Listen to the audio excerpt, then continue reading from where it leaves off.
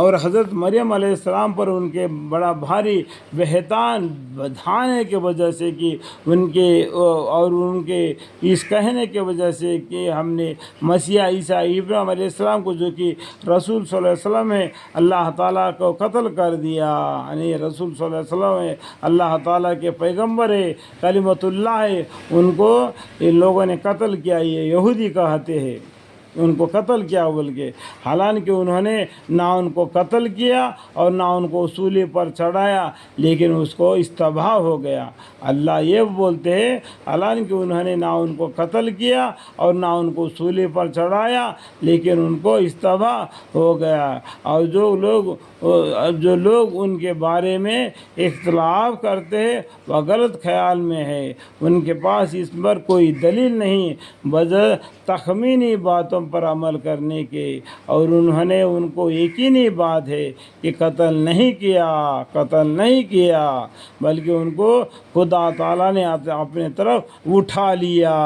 اور اللہ تعالیٰ بڑے زبردست حکمت والے ہیں، اور کوئی شخص اہل کتاب سے یہ نہیں رہتا مگر وہاں عیسیٰ علیہ السلام کو اپنے مرنے سے پہلے ضرور تصدیق کر لیتا ہے، اور قیامت کے روز وہ ان پر گواہی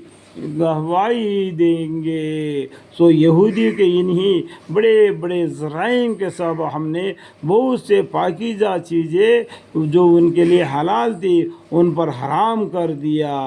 اور بسبب اس کے کہ وہ بہت ہی آدمیوں کے لیے اللہ تعالیٰ کے راہ سے منع بن جاتے تھے، اور بسبب اس کے کہ وہ سود لیا کرتے تھے حالانکہ ان کو اس کو ممانت کی گئی تھی، اور بسبب اس کے کہ وہ لوگوں کے مال ناحق طریقہ کھا جاتے تھے، اور ہم نے ان لوگوں کے لیے جو ان میں سے کافر ہے دردناک سزا کا سامان کر رکھا ہے۔ ان کافروں کے لیے اللہ تعالیٰ نے دردناک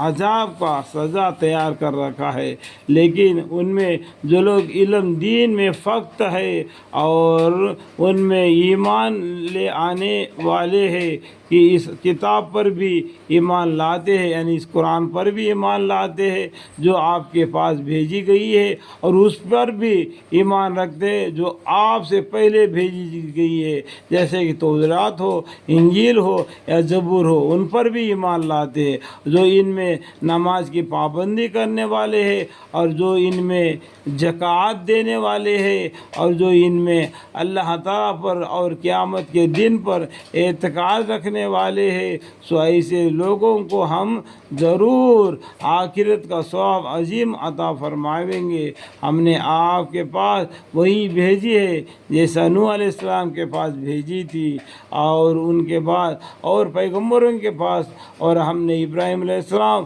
اور اسماعیل علیہ السلام اور اسحاق علیہ السلام اور یعقوب علیہ السلام اور اولاد یعقوب علیہ السلام اور عیسیٰ علیہ السلام اور ایوب علیہ السلام اور یونس علیہ السلام اور ہارون علیہ السلام اور سلیمان علیہ السلام کے پاس وہی بھیجی تھی۔ ہم نے داؤد علیہ السلام کو زبور دی تھی، اور ایسے پیغمبر کو صاحبی وہی بنایا جن کا حال ہم اس کے قبل آپ سے بیان کر چکے ہیں، اور ایسے پیغمبروں کو جن کے حال ہم نے آپ سے بیان نہیں کیا۔ دیکھو یہاں پر بولتے اللہ تعالیٰ کے حال بولتے اور ایسے پیغمبروں کو جن کا حال ہم نے آپ سے بیان نہیں کیا۔ چندے پیغمبروں کے بارے میں قرآن میں بیان کیا گیا ہے، 1,24,000 پیغمبر آئے ہیں، لیکن قرآن میں صرف 25 پیغمبروں کے بارے میں ذکر ہے، باقی پیغمبروں کے بارے میں ان کا ذکر نہیں۔ اس آیت سے آپ کو معلوم پڑ گیا جن کا حال ہم نے آپ سے بیان نہیں کیا، ان پیغمبروں کا حال آپ سے بیان نہیں کیا، اور موسیٰ علیہ السلام سے اللہ تعالیٰ نے خاص طور پر کلام فرمایا،